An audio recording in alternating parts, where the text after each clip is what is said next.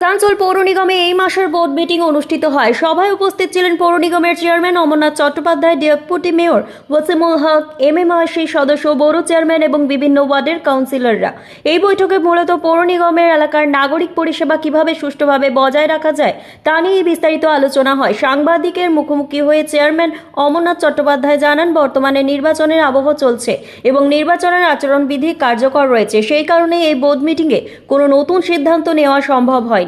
তিনি আরও জানান, আজকের বৈঠকে বিশেষ করে গ্রীষ্মের মরশুমে জল সরবরাহ ও স্যানিটাইজেশন ব্যবস্থা ঠিক রাখার উপরেই জোর দেওয়া হয়েছে। যেহেতু আমরা কোনো সিদ্ধান্ত নিতে পারলাম না, আমরা যেই সিদ্ধান্ত নেব মানুষের স্বার্থে, তখনই বলবে কি যে টিএমসি পরিচালিত বোর্ড, তৃণমূল পরিচালিত বোর্ড কোড অফ কন্ডাক্টের মধ্যেখানে পড়ে গেল এবং তারা ভুলভাল সিদ্ধান্ত গ্রহণ করলো।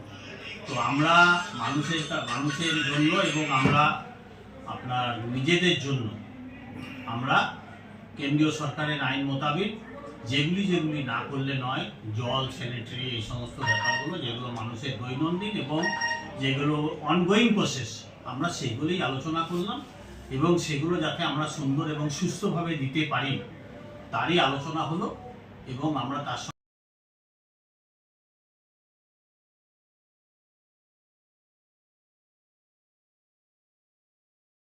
অন্যদিকে এমএমআইসি সদস্য গুরুদাস চট্টোপাধ্যায় বলেন, বিরোধীরা প্রায়ই গরমের সময় জল সংকট নিয়ে প্রশ্ন তোলেন, কিন্তু গ্রীষ্মকালে কিছুটা জলাভাব হওয়া স্বাভাবিক নয়।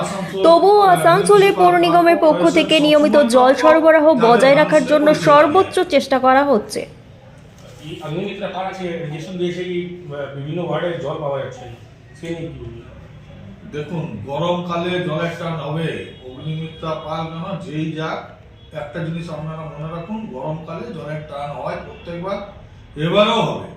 কিন্তু আমরা চেষ্টা করব মানুষকে যত রকম ভাবে সাহায্য করা। পাম্পের মাঝে মাঝে হয়তো ব্রেকডাউন হয়ে যেতে পারে এই গরমে, যদি এখন টেম্পারেচারটা 50-এ গিয়ে দাঁড়ায়, 45-এ দাঁড়ায়, অটোমেটিক পাম্প মেশিন, ইভেন ইলেকট্রিকের যে ট্রান্সফরমার সেইগুলো গরম হয়ে যায়। বিভিন্ন সময় ইয়েকে দেখি আমরা, ইলেকট্রিক সাপ্লাইকে তারা জল মেরে ট্রান্সফরমারকে ঠান্ডা রাখার চেষ্টা করছে এই বিশ্বায়নের যুগে, বিশ্ব উষ্ণায়নের যুগে। তো যাদের বিরোধী যারা বসে তারা বলেই ক্ষান্ত, কিন্তু আমাদেরকে কাজটা ফিল্ডে করতে হয়। এই যে করাটা খুব সহজ কাজ নয়, বলাটা সহজ কাজ, কিন্তু মানুষের পরিষেবা দেওয়াটা এটা বিরাট ব্যাপার।